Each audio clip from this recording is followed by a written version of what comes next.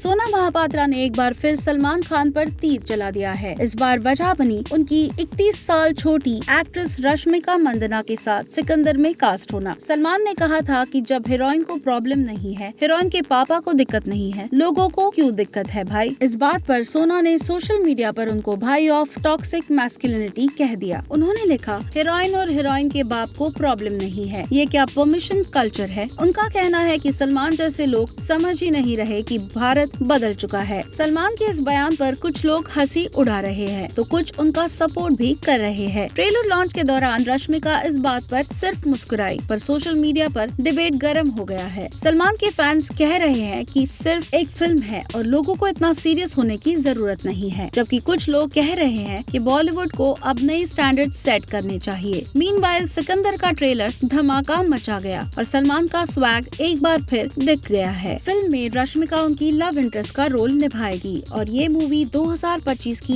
ईद पर रिलीज होगी। सवाल ये है, ये भाई वर्सेस सोना वॉर यही रुकेगी या और भी नए पंगे होंगे? क्या बॉलीवुड अब भी एज गैप वाले रोमांटिक पेयरिंग्स पर विश्वास करता है या ऑडियंस नए और रिलेटेबल जोड़ियों को देखना चाहती है?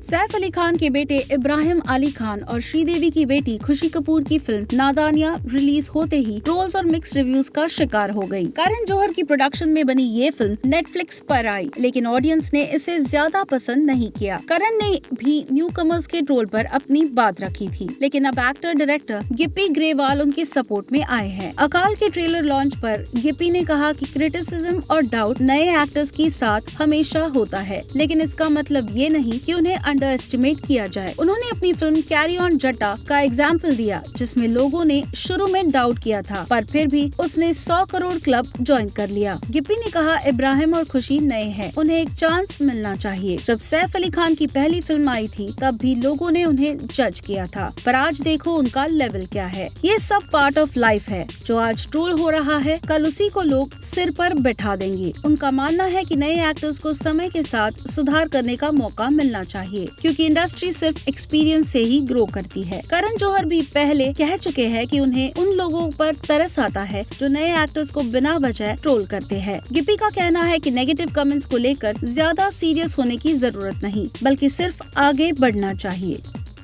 बॉलीवुड के खिलाड़ी अक्षय कुमार ने मुंबई के ओबरॉय स्काई सिटी में अपनी 2 प्रॉपर्टीज बेच दी है, जिनसे उन्होंने 6.6 करोड़ रुपए कमाए। 2017 में खरीदे गए इन प्रॉपर्टीज का टोटल प्राइस 3.5 करोड़ था, मतलब उन्होंने 3 करोड़ से ज्यादा का प्रॉफिट किया है। प्रॉपर्टी रजिस्ट्रेशन डॉक्यूमेंट्स के मुताबिक पहली प्रॉपर्टी 5.35 करोड़ में बिकी, जो 2017 में 2.82 करोड़ में खरीदी गई थी। 1080 स्क्वायर फीट के इस फ्लैट पर 32.1 लाख की स्टैंप ड्यूटी और 30,000 का रजिस्ट्रेशन चार्ज लगा। दूसरी प्रॉपर्टी 1.25 करोड़ में बिकी, जो पहले 67.19 लाख की थी। इस 252 स्क्वायर फीट की स्पेस पर 7.5 लाख का स्टैंप ड्यूटी और 30,000 का रजिस्ट्रेशन फी भरना पड़ा। दोनों प्रॉपर्टीज ओबरॉय रियलिटी के 25 एकड़ में फैली स्काई सिटी प्रोजेक्ट का हिस्सा थी। अक्षय सिर्फ बॉलीवुड ही नहीं बल्कि रियल एस्टेट में भी स्मार्ट इन्वेस्टमेंट के लिए मशहूर है। जुहू में उनका ड्यूप्लेक्स फ्लैट, अंधेरी में लग्जरी अपार्टमेंट्स, गोवा में एक विला, मॉरिशस में बीच फेसिंग बंगलो और कनाडा में एक हिल भी उनकी रियल एस्टेट एम्पायर का हिस्सा है। रिपोर्ट्स के मुताबिक उनके पास मुंबई के प्राइम लोकेशंस पर भी कई इन्वेस्टमेंट्स हैं, जो उनको स्मार्ट बिजनेसमैन बनाते हैं। काम की बात करें तो अक्षय कुमार की अपकमिंग फिल्म्स की लिस्ट भी काफी लंबी है। केसरी 2, कनप्पा, हाउसफुल 5, जॉली एलएलबी 3, भूत बंगला, वेलकम टू द जंगल और हेरा फेरी 3 जैसे प्रोजेक्ट्स में भी वो नजर आने वाले हैं। उनका करियर भी ऊपर जा रहा है और इन्वेस्टमेंट्स भी, जो दिखाई देता है कि वो सिर्फ एक ब्लॉकबस्टर स्टार नहीं बल्कि शातिर बिजनेसमैन भी है।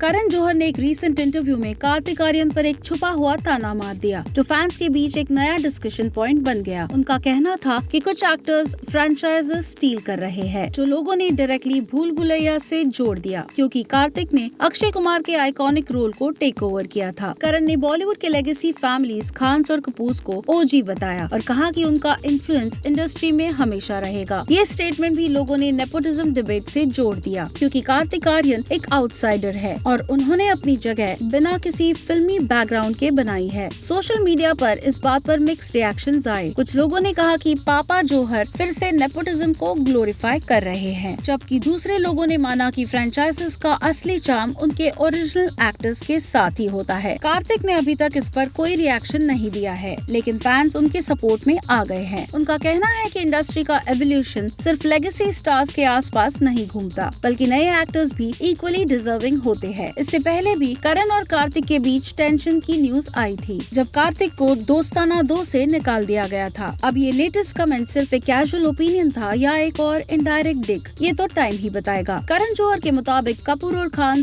की ही मोनोपोली चलनी चाहिए फिल्म इंडस्ट्री में।